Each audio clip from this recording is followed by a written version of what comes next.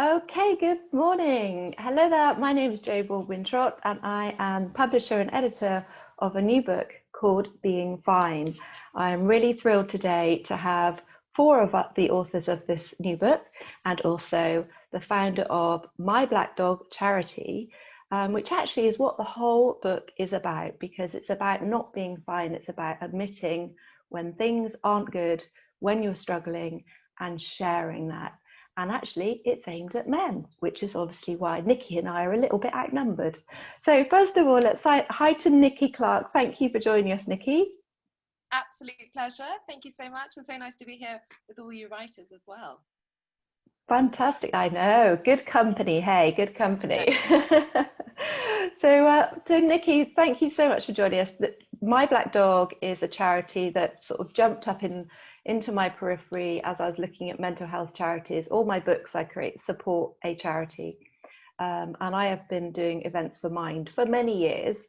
But when a new charity comes up about mental health that is slightly different and actually sort of really appeals and says something different, and that's what your charity did for me, because the whole point of your charity is they're people that have been there themselves, and the way you offer it. So I'm going to pass over to you. Please tell us what your charity is about and how you help people. Oh, thank you so much. I started My Black Dog a couple of years ago because I've suffered from depression my whole life. And I'd been in a situation where I experienced some trauma and I had PTSD and anxiety. And what I needed was to go to the doctor and get some medication. And I knew that I wasn't well. I knew that I needed that because of my past experiences. And then I was put on this wait list for counselling. And I was on that wait list for about 8 weeks. And I don't know if any of you have experienced this, but when you get on that NHS waiting list, it's just torture. You know, it's weeks and weeks and weeks and weeks. And we get bounced around the system a lot because the NHS is so massively overwhelmed with this epidemic that we have in this country of mental health. And when I did finally get to speak to someone, I got to speak to a professional counsellor, and I sat in their office and I'd said something truly hideous, like, I don't want to live anymore. And they said, and how does that make you feel? Wow. And I thought, it doesn't matter how many qualifications you have, you'll never understand how this feels. And whilst I'd never tell anyone not to get counselling or not to take medication, because I think they're important, I think they can save your life, I think what would have been valuable for me at that time was to speak to somebody who understood me, because I'd hidden a lot of that from my family and friends because I didn't want to burden them or hurt them. And I was so alone. I felt so dreadfully alone. And so I started My Black Dog with the idea that you could put someone in touch with someone who'd been through it before, had a lived experience, because I think that empathy is so powerful. I don't think sympathy is, and we get a lot of sympathy, but I never want to be felt sorry for, and I know that lots of people don't want that either. You want to feel empowered and feel like it's okay. And when you speak to people who've had a lived experience, then suddenly you're not alone, and you've got a reason to keep going because you can see the light at the end of the tunnel, and you can do it together. And there isn't this imbalance of I'm broken and you know how to fix me. It's like peer-to-peer. And so it's peer-to-peer support. And you can just talk to someone who gets it. Well, it's fantastic. And that's My Black Dog. Yeah, it's amazing. I think it's so important. And actually that is your main purpose, isn't it? And message for the people you offer your service to. And you also offer mostly online, don't you, as well, which is really powerful. Yeah. Tell us about why you do that. Well, I did that for a reason. It's a chat function, not a phone function. And the reason for that is because it's very difficult to talk about these things, and it's very difficult to say these things out loud. And we do this quite a lot, don't we, in society? We say, talk, talk, talk, talk, talk. And I think, God, no, don't talk to the wrong person, because if you speak to the wrong person and they judge you or they reject you or they leave you, then you might never speak to someone again. And so when we urge people to talk about things, I think talk to the right person who gets it, who understands, because it's so hard to muster the courage to say these things out loud. It's such a monumental struggle, and you want to make sure you get the right reception when you've done it. You want to make sure that you're not judged, that it's a soft landing, And so I made it a chat function because I think actually saying these words out loud is really hard, but typing them is easier for some reason. I think maybe because we live in a digital age, or I don't know. But also, have you ever been in that situation where you're on the phone with someone and they're being very kind and they say, "Are you okay?" And you just bottle it and go, "I'm fine," and then you put the phone down because the kindness is too overwhelming. So it's a chat function. It's just literally, when you go on a website and you see a little chat with us button, you click that B&Q or whatever. It's exactly the same thing, except you get to speak to a volunteer who's had a lived experience and really does understand what it's like to go through these things. Oh, it's fantastic. I think it's really powerful. And I'm going to come to our first author, Steve, because I know he has a definite huge message about the fact that verbalizing the issues for him, and actually generally for men, women generally find it much easier to yabble away. We kind of do that. It's in our makeup. But I know Steve is he's one of our authors here today. Thank you very much for joining us, Steve. But this is something that's really important to you, isn't it, about the book and the message of not saying you're fine? Yeah, I mean, I'm disappointed in some ways because I've just come out of doing, so hello everybody.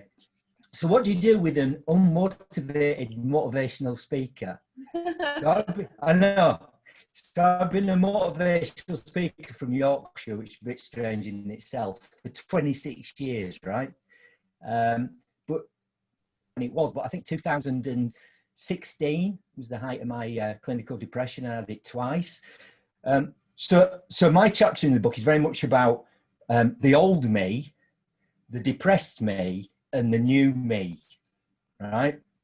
Now, the challenge I had was when I had depression, we'll go into what caused it. I'm a big on really, I think we get lost. Lots of people, you're quite right, Niki. I think the chat function's brilliant because people love and care for you when you dare to tell them. Obviously, I told my wife, I've been married over 30 years. She was my rock. But it was a while before I told my friends, and quite a lot of my male friends wanted to solve it. They wanted to solve it because men do that, don't they? Men go, right, I'll solve it. Is it money? And everybody gets lost down this rabbit hole of the cause. And I've got to tell you, right to this day, I'm not quite sure what caused my depression. And people want to get, and I'm going, no, let's not.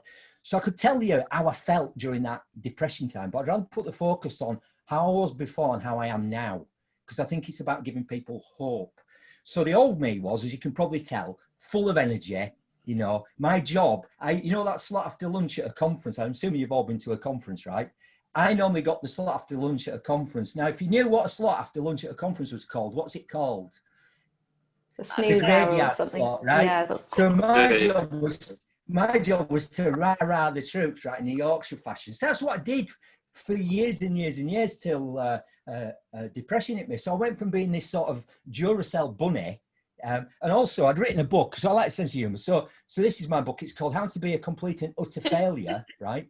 44 and a half steps to lasting underachievement. So I guarantee if you read this book, it will propel you into the slow lane of total inadequacy, right?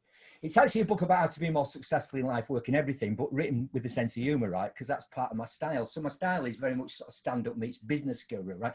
So that was my life. So that's what I was like. And the number one thing I started to tell people, and you'll have all heard this, of all the people I know, Steve, I never thought you would be the one to get depression. Right? So my big thing in my chapter, I think my big theme, if there's a theme, is that I think it's totally misunderstood. And the difference between empathy and sympathy. So people give you sympathy, but they give it from a position of misunderstanding. So there's a paper, I won't name it, the Daily Mail. There's a paper, right, that has this article, and they ask celebrities, right, they ask them these questions like, are you still fit? Can you run up a flight of stairs, right? They ask them that. But one question they always ask me is, have you always been depressed? And the number one answer, I would say 95% of those celebrities say, no, because I'm a glass half full type person. And I think that's nonsense, because that says that with mental illness and with depression, in my case, you have a choice. And I naively thought that you did, because I was teaching this stuff. I talk about this in my book, the power of belief, the power of mindset. I don't care how strong your mindset is. I don't care what empowerment beliefs you have. If you have an illness, and it is an illness, right? People don't say to you, get over a broken leg, do they? And all that, right? So my big message is it's misunderstood, and it's a non-discriminatory disease, right? You don't have a choice whether you get it or not. 1 in 3 people, and sadly with what's going on at the minute, perhaps more, right, will suffer some form of mental illness, and particularly men. And so with men, we have to be brave enough and stand up and go, look, I'm a motivational speaker. I know all the tricks and trades about mindset and belief. And if it can happen to me, it can happen to you. And we need to talk about it. And the final message will be this. I thought by talking about it, and I've been talking about it in various forms and formats since I had it on stage. I'm more than happy to say to people, I've suffered from mental illness, right? And it's not something we should be ashamed of. It's not a stigma. It's like any other disease, right? And I thought that things were improving, but I was maybe doing the Edinburgh Fringe this year to celebrate. So I did. So I met Jo because Jo was one of my shows. I did 26 consecutive shows, right? And quite a lot of people, when I talked about having depression, went, again, this is, 5 or 6 years on, oh, I didn't think somebody like you could have ever had depression. I thought you'd be really mentally strong. So sadly, things haven't changed. So I think this book is about getting that message out there and say, we need to talk about it. We need to talk about it from people who've been there. And the final thing to say is it's unique to us all. So I can write a chapter, which I'm really excited to do for this book, but it would just be my personal experience of it, right? It'd be my personal experience. It's unique to us all. But let's start talking about it. Let's get rid of the stigma, and particularly let's get rid of the misunderstanding. Yeah, brilliant. Thanks, Steve. Sorry, Niki. No, I was just saying, I just completely agree. I mean, it's just we talk about this a lot now, don't we? I mean, it's very vogue, isn't it? We like to talk about mental health, and everyone wants to get on the bandwagon. And I said to people, I wouldn't have been able to start My Black Dog 5 years ago, not 10 years ago. It's very, very fashionable to talk about mental health. And whilst I'm grateful for that, at the beginning when it happened, I thought it's a trick. They're trying to round us up. They want to flush us out. And as a farmer. Right. They're going to send us all off and they're going to section us all. And I still was very hesitant about talking about it.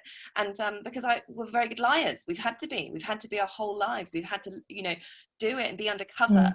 It seems a bit odd now that suddenly everyone's talking about it. And I think, do you really know what it's like? Are you just jumping on the bandwagon? The people that are quiet are the ones you've got to watch out for. It's not the ones that are trumpeting around on social media about this. It's the quiet ones who are just trying to get on and survive. And that's the main issue. But these stories have to now be from the people who have experienced it. It's no good telling people, like you were saying about fixing people. You can't fix someone. We're not broken. It's not, sometimes you just need to talk. You don't need a solution. And there is no solution. It's kind of the way it is. Yeah, and I think the thing that's coming out of this already, speaking to you authors and already with talking to many people about this issue of really being honest about how you feel, is that it really depends on what you do as well. And obviously Steve was in advertising, that real high energy. But I want to come on to Simon now, because Simon's industry and your background is very macho, and actually I draw a correlation with the police that I was in, which has huge, really high depression rates of undiscussed depression is what I would call it, and mental health issues. But actually you come from an industry that is, you would actually also, like Steve was saying, you probably wouldn't expect people to be really struggling with mental health, and yet you were, and so do a lot of people that you work with. So hi Simon. Tell us a little bit about your chapter and what your story is. Well, can I just say, bringing me on straight after Steve is a bit like Steve's graveyard shift after lunchtime. Sorry, but I know someone had to follow him. Yeah, so my chapter, majority of my working life has been on building sites where men generally don't talk about their mental health, their own feelings or any emotion. And for me, it was that sense of loneliness. I think Steve said about how lonely, and Niki certainly did, how lonely you feel and unable to share your burden. And for me, I was very, very lucky. I went to a doctor. It says it all in my book. But I went to a doctor and he sat down and listened. And it's the ability to be able to actively listen to people, as well as if you're that person suffering, to get that message across, which is key for me, being able to listen to how people are feeling without wanting to fix, as Steve was quite rightly saying. Yeah, and sorry. No, the statistics for you're 3.7 times more likely to commit suicide in the construction industry than you are the national average. So men are already 3 times more likely to commit suicide than women. And in the construction trade, you're 3.7 times more likely to again. Wow. And that's through the stresses and strains of not having constant work. But it's also very much this macho image and the inability to be able to share. So yeah, that's what I'm keen about for coming across in this book. And you've obviously created this lovely practice that you're going to be taking forward into a service for men to create, because even obviously Niki has suffered, had a terrible experience of going to the doctors, because everyone says that's the first port of call, but you've got this lovely offering, haven't you, for men to share, but in a safe kind of comfortable environment and situation. Yeah, so it was my life has been quite meandering. From the building trade, I ended up into education. I was working with a homeless charity down in Plymouth, and as part of that, I started spoon carving workshops, because I'm a carpenter, and I was at a festival, and we did these spoon carving workshops. It enables that sitting around in circle like we always used to, in our tribe. And if you hold that space, it almost gives permission to people, whether men or women, it gives permission to feel safe and to talk and to share stories and share experiences. And that's kind of evolved through my story of getting into education. I now work at a college, lecturing on construction craft, and I do a lot of tutoring. So I'm looking after pastoral care of young people going into the building industry as well. So it's holding space with those guys and enabling that dialogue, which isn't in the education system. Yeah, I think it's really important. And Niki, you have recognised this, haven't you? Because you recommend various different support groups for people that have gone to My Black Dog that are not the average and the obvious. I mean, I think that I think we've got this antiquated system where we go to the doctor, get some medication, have 6 weeks of counselling, boom, back to work. And it doesn't really work that way, because these things linger. And if you're like me, it's going to be your whole life. This is your life, so you have to learn how to deal with it. And I wanted a resource that people could go to and find the thing that works for them, because it's some people, when they love to recommend stuff, when they haven't really been through it, and they'll go, oh, come on, just go out, it'll make you feel better. Or have you tried yoga? And you're like, I haven't brushed my teeth for 3 days, I can't get out of the house, how am I going to get to a yoga class? And it's really sort of trying to match something that's worked for you before. And loads of people have got different things that work for them. It's not a case of, well, go running. I hate running, I'm not doing it. And it's there's so much fear as well that people don't understand. Just the ability to get dressed, to have a shower, to clothe myself, to get out of the house is such a monumental thing. And to even do that, to get to the shops, that's an achievement some days. So suggesting crazy things like a hiking trip just isn't going to work. But if you've got a list of things and resources, and try the things that work for you, because it's also about preventative care, right? Because when you have a crash, it's so much harder to recover from. But if you can see the signs early on and you go, right, I'm in trouble, okay, what can I do? The little bit by little bit, and whether that's aromatherapy, it's boxing, whether that is yoga, or whatever it is, find the thing that works for you, because one size does not fit all minds. You've got to we're complex individuals, we're complex creatures. You've got to find the thing that works for you. And Simon, you're completely right, Simon. You know, there's this book that I'm reading at the moment called Lost Connections, and it's about the way that we don't work as a tribe anymore in society. We do things on our own, we live on our own. We date online, we have things delivered, we don't see people enough. And especially recently, we've been in lockdown. So, you know, we've lost this tribal community. We just don't do it anymore. We're very isolated beings. And people are really suffering from that because we're not designed to be alone. It's a recent phenomenon. So I totally agree with sitting down, telling stories and connecting with each other, because it's so important. But I would like to build up our database of everything that people can do, because I'm so interested, and the weirder the better, because I love that. I love anything, you know, that's not standard and that people have done it before, and you know, kind of, you know, you sort of feel, oh, yeah, I know, I've done it, I've tried it. I love new stuff.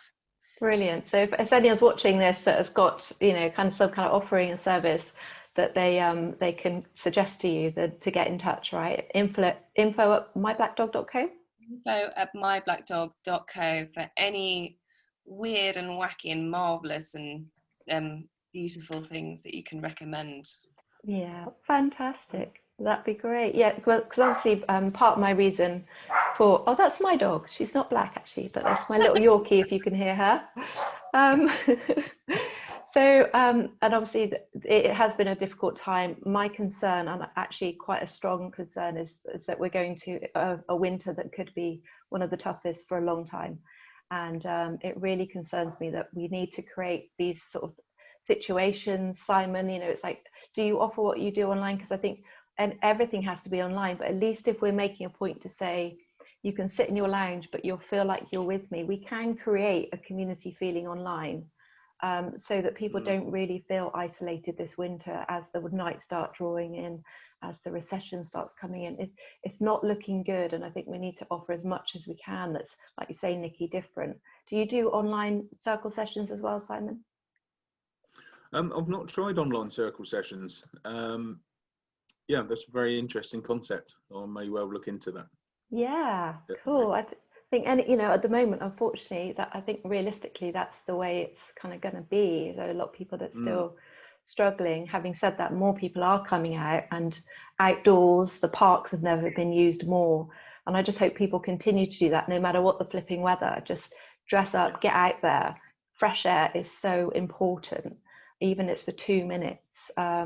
So if people can just connect in even small groups in a park or whatever. And I just want to come on to Mike now, who's not called Claire, obviously.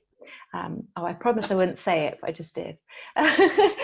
Because obviously not all struggles with mental health and you know, are for obvious reasons, or the kind of the more normal reasons. So Mike has got an incredible story, and Mike was one of the first authors that kind of came on my radar, and I was absolutely just flabbergasted by your story and your experience, but it was something that hit home with me. But I'll let you talk more about that, Mike. Welcome, Mike. Right, thank you. Yeah, so first of all, it's a great pleasure to meet everyone and speak to everyone about a subject that is very close to my heart as well. But yeah, so my story is more a crisis situation that came about because of, you know, marriage breakdown, divorce after 17 years of marriage. And what it did to me really was something really quite catastrophic. I was one of those people who, when I heard the D word, used to roll my eyes and think, oh no, this is really boring, let's move on to another subject, you know. But what happened with me was I went into a phase of suffering from what I didn't know at the time was an extreme critical level of anxiety. And I chose to, like Niki and lots of other people, contact my doctor and was brutally honest with my doctor about the crisis that I was in. And what I can only describe that happened from there on was a voyage of self-discovery, self-care, self-determination. Initially, I thought what I wanted was some sort of medication to stop my pain, rather than me taking action to stop that pain myself. You know, I didn't know whether that was antidepressants or painkillers or what it might be. And actually, what the doctor did was something quite remarkable. He said, let's get you sleeping first. Because I can tell you, I hadn't slept for over 7 days, not a wink of sleep. And so my whole body was in a crisis situation, and I didn't know it at the time. And I started to experience all kinds of physical ailments that I'd never experienced before. And that's when I first learned that the mind and the body are connected. And I started to read an awful lot more about that. I started to get a little bit spiritual with it, reading a lot of Buddhist texts, thinking about the fact that, you know, they start from a position of, if life is suffering, what are you going to do about it? And it's quite a remarkable message, actually, because I think what we've all confirmed on this call is that everybody suffers at some point in life, either through a crisis situation or a continual situation. And at the end of the day, yes, I mean, getting help from others is fundamentally important, but I believe it's as Niki said earlier, down to what works for you, and it's different for everybody. And for me, the mind and the body are connected. I spend a lot more time than I used to focused on my health, my physical health, for the first time kind of in my life in recent years. And it's moved on from that. But why I've become involved in the book is that also what happened is that I took an interest in the written word, i.e. writing myself. I found solace in that. I found a way of expressing and processing my thoughts. And also, if you're involved in a breakup and you're in a situation as a man where there are children involved, and you become even more isolated than you ever were because friends disappear. It's very important to have family, and that in itself is a journey that has to be trodden very carefully as a man. So there's an awful lot of things connected with this book and this subject matter. And I'm very, very interested in it. I'm in the process of exploring. I have my own book project as a side project, but that's going to take time. It's still cooking. So yeah, so that's me. Hopefully that helps. Oh, we've lost Jo. We've lost Sorry, my dog was barking, so I muted myself. So yeah, no, thanks, Mike. It's really great to hear your story. And obviously, there's so many points. There's lots. You were all doing nodding dog then. I think there's so many points you hit that made that resonated. And I know knowing all of your stories and Simon's story, I think there's quite a lot of correlation between your stories in some ways. And the thing I just want to give a little note to Mike, obviously, that really kind of just really bowled me over with what happened to you was actually the reason for your struggles were actually because of your wife going through the menopause, and she suffered horribly, and I won't go into more details, that's your story, but you know, she suffered horribly, and your health was actually hugely impacted because of that, and actually the events that kind of occurred after that, wasn't it? So it's not your average kind of reason for someone, as well as I suppose the amount of work you were doing. Yes. Yeah, I mean, fundamentally, your partner's health does impact, and their mental health and well-being does impact not just your relationship, but your own as well. That area is kind of like one of the main causes of my struggle, and in itself, it's a whole subject matter that also needs explored, I believe. As you know, Jo, you and I spoke about this, because like a lot of areas of life, I think we're giving a lot of kind of the wrong medication at times. I witnessed what I believe manufactured chemical hormone can do to somebody. And I wouldn't necessarily put just women in that category. You know, we've now got people in North America, men taking testosterone, and it does all kinds of terrible things to them, you know. So it's an area that I'm also interested in. And I know everyone's talking a lot about the menopause now as well. It's no longer taboo. And I got involved in a big project where a woman was writing about that, and she wants to include men in the conversation, which is very, very interesting in itself. But yes, a whole other subject matter, but fundamentally was kind of central to my story, yes. Yeah, no, it's fantastic. And obviously, I know, Steve, you your wife wrote a chapter in, because you've got your own book as well. She wrote a chapter in your book as well, didn't she? Because she had a... Yeah, so it's an interesting thing. So I didn't talk about the new me. I talked about the old me, Duracell Bunny, motivational speaker, the depressed me. This is basically how the structure. Jo, I will send you this. I don't know if you've all sent your chapters in yet. And the last bit is the new me. So the hope I would give to people, I know, Niki, you're saying this is something you have to live with all the time. The black dog for me now is just a little distant bark occasionally, right? So last night I came back from a running what does, I know it doesn't do for you, Niki. I came back from a run and somebody had not put the cream back in this fridge properly, and it came out, and I'm talking like a pint of cream was everywhere. And then I felt myself nearly crying. Right, and that's a little sign for me. So back in those deep dark days, I distinctly remember bursting into tears because the cat had been sick on the carpet, and I thought, you know, that ain't normal, is it? That just ain't normal, right? So yeah, my wife was my rock. So my three main goals this year was running the London Marathon. So how I dealt with depression was I stopped drinking at 60. I've been a lifetime drinker, right? And I did that by changing my mindset. So I stopped drinking at 60. I joined the gym at 61, having never done any exercise for 35 years. Then I took up running because my wife, Candy, who I love dearly, had done Couch to 5K.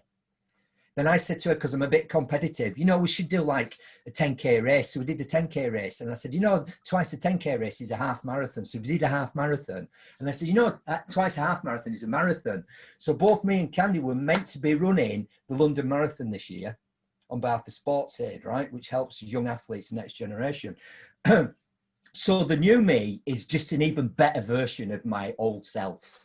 That's the hope. Now, if you have to live with this black dog all the time, you'll have those moments. But for me, I now look at, I wouldn't wish ill health on anyone, but I now look back to that period as a gift, like the best gift I was ever given, ever. Yeah. Because I have so much more gratitude. You know, I was probably just coasting before. Yeah, here I am, motivational speaker, right? And I went through 2 years of hell, really, with that. I used to believe I lost 2 years of my life, but I didn't. It was just some seeds growing, right? Yeah. So I'm back with the passion now. And Joe, I'll tell you, when I did those 26 consecutive shows, people going, can you just turn the energy down a bit, Steve, right? So I'm still doing the virtual marathon, right? So you said we've got a bit of time after today. Today I'm going to go out and run 10 miles. Last week I ran 22 miles because the virtual marathon, London Marathon, has said, can't do the marathon this year, but you can run it on your own. So I'm going to run 105.5 laps of my local running course, right, which will take me, I'm aiming to beat my personal best and do it in under 4 hours, and I'll be nearly 64. Oh, this is amazing. I know, but that wouldn't have happened. That wouldn't have happened if I'd not been given that gift. Yeah. So you're quite right, Mike, the mind and body connection, right? And I think if you can reframe it, and I know when you're right in the middle of it, you can't. I could not have read the book we're about to write together when I was ill. That's the challenge, because you just wouldn't have the energy. You're quite right, Joe. I couldn't even clean my teeth. Couldn't get out of bed. I was in the dark room. But I think the people that are helping the people suffering from mental illness are just as important. And my wife, Candy, wrote a chapter in my new book. So there's a third edition of that book is meant to be coming out, but it's put back by COVID, right? And I said, you should write this chapter. Because I think they're the overlooked silent minorities or majority, right? The people have to care for folk like us if we're lucky to have someone. And what advice do they get? What help do they get? Because it's just as confusing for them when this total stranger turns up like I did. Yeah. I'm like, who are you? What's this? Who are you? What have you become, right? It's really tough. I think this book needs to help those people. Yeah, it's really tough. And there's another author's coming on that's getting their partner to write the chapter, actually, which is really exciting. And actually, I know I've told you guys this, but the thing that spurred me into doing this book was because one of our authors is female, the only author that's female, but her husband died of COVID because she believes he kept saying he was fine and he wouldn't admit how unwell he was until it was too late. And as a partner watching that happen, she's been with him many years, and had this difficult kind of situation with communication, very traditionally British. And that was a big part of this book for me, is actually we need to discourage that. We need to retrain, especially men that have been trained, because it is training, to keep things in. But that brings us on nicely to our fourth author that I'm going to come to now, Kapil. Thank you for waiting patiently, because I think there is so much difference between the way men and women communicate, how we communicate, what we say, what we expect to hear back. I'm sure Niki and I, we could probably have a completely different chat about this than you guys would, because of the way we process and then share. And Kapil, this is something that is very much on your radar, about the different energies, how we work and how we communicate. So tell us a little bit about you and what you do just before we finish. Thank you. Thanks, Jo. And nice to meet you guys. While I was listening to everyone, it's like, oh, we are not really that unique, I think. Ultimately, I think, as men, I would say we've been conditioned to hold our feelings in and be seen as like, oh, we are like macho or stoic or a number of things. And my journey, I've not really clinically ever been diagnosed as depressed or having mental health issues, but I think when I look back, I've definitely had episodes where I was depressed.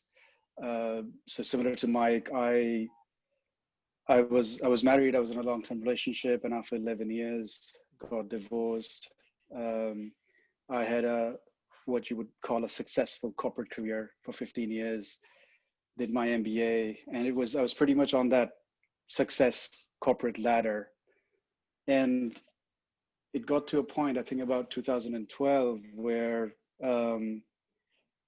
I literally had to stop myself and question what I was doing. And now when I look back at it, I can look at it as quite profound moment. But when I was inside it was literally just a sense of numbness.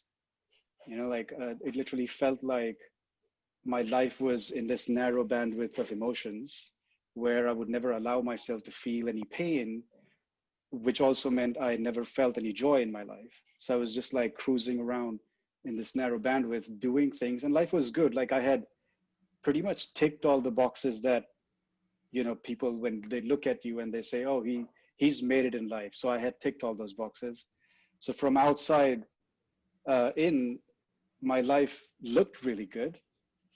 But when I felt I wanted to change, I wanted to I didn't feel joy in my life. I didn't feel, I was happy, but not really. It just felt like, oh, if I have to live another, I was 35 at the time. If I have to live another 35 years like this, life's going to be pretty boring. It became predictable. It felt like I had the formula down for success, for doing things in a certain way. And there was no mystery in life.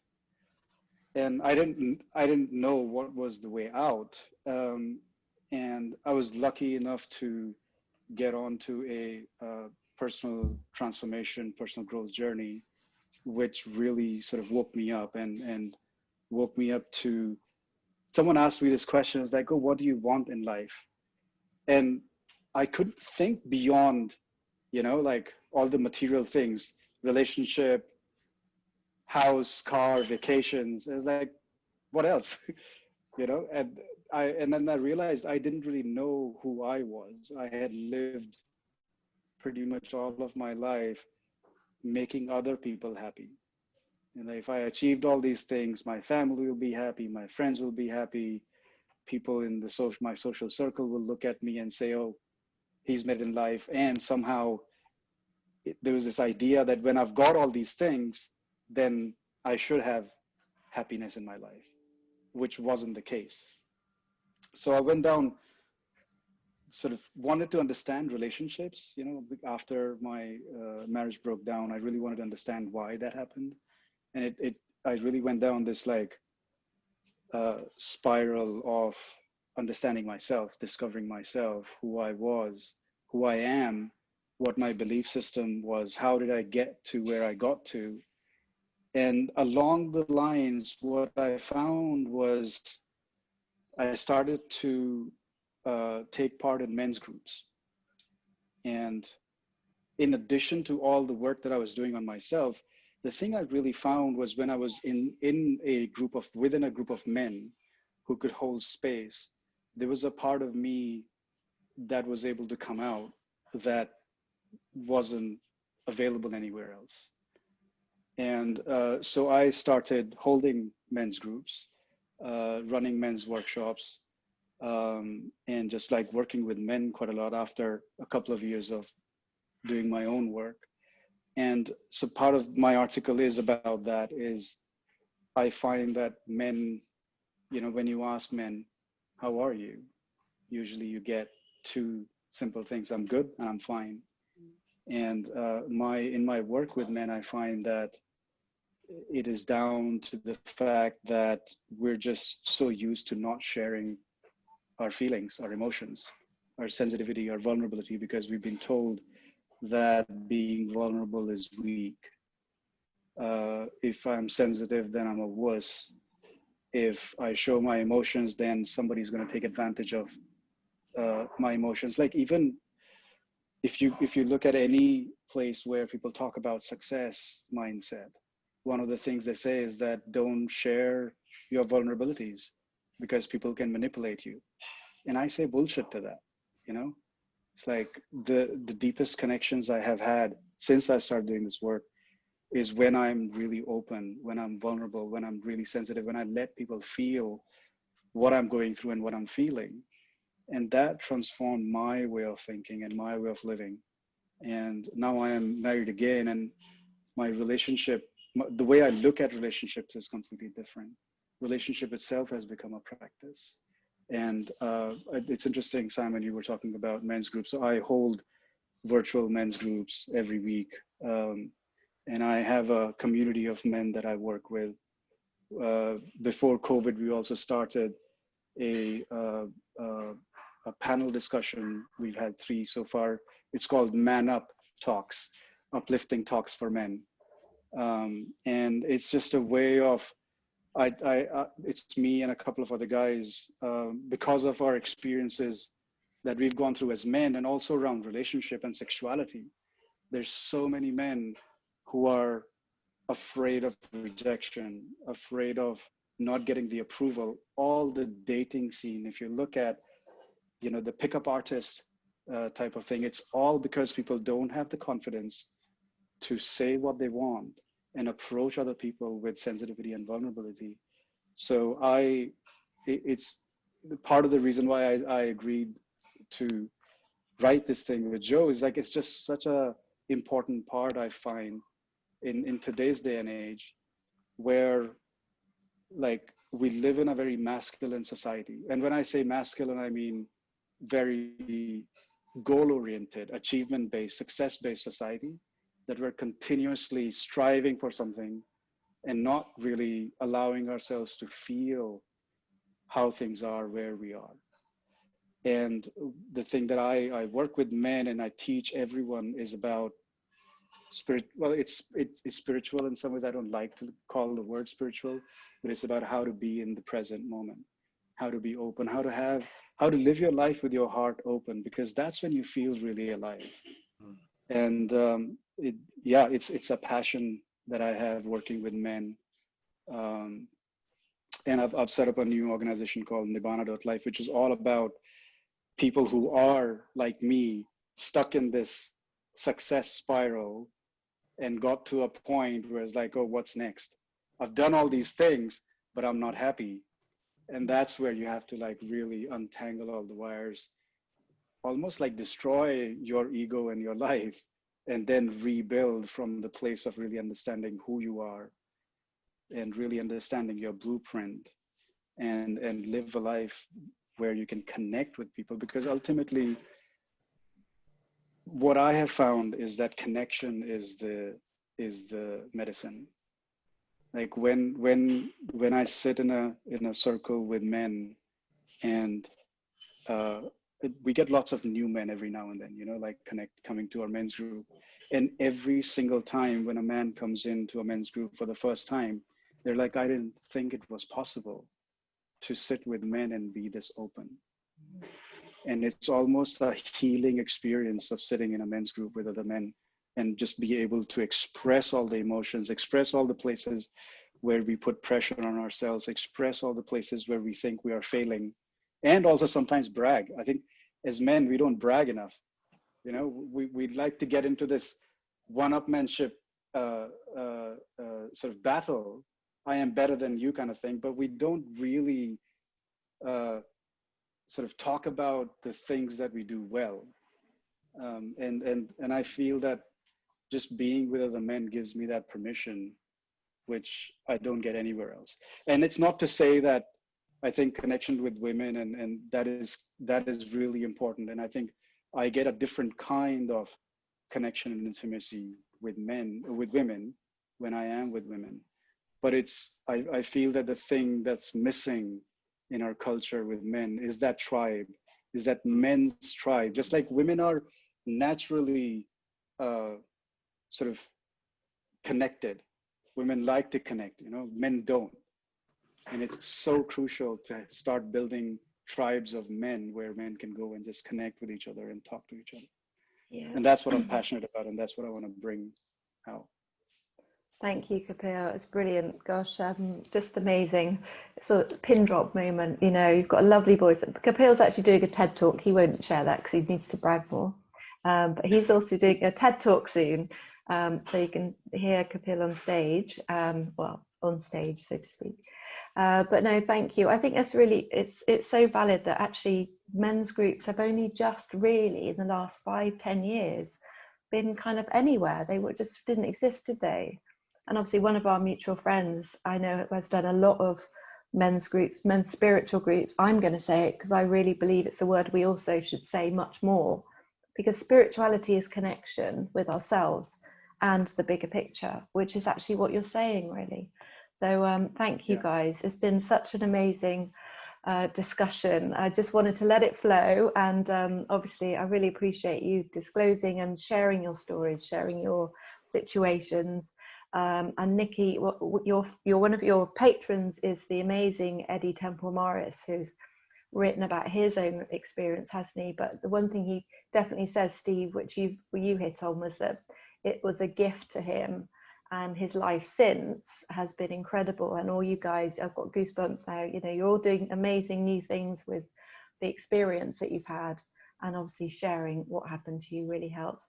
Niki, is there anything you'd like to just share just before we close off that we can do for you, do for My Black Dog? People can go to myblackdog.co to find out more about Niki, or obviously to connect and talk about any issues or struggles they're having. Yeah, absolutely. Thank you so much. Well, I just wanted to thank you all for contributing to the book, and Jo for contributing to My Black Dog with that.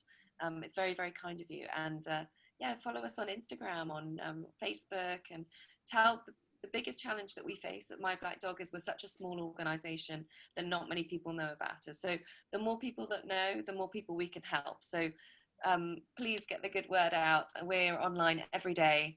And yes, myblackdog.co. Fantastic. Oh, it's been wonderful chatting to you again.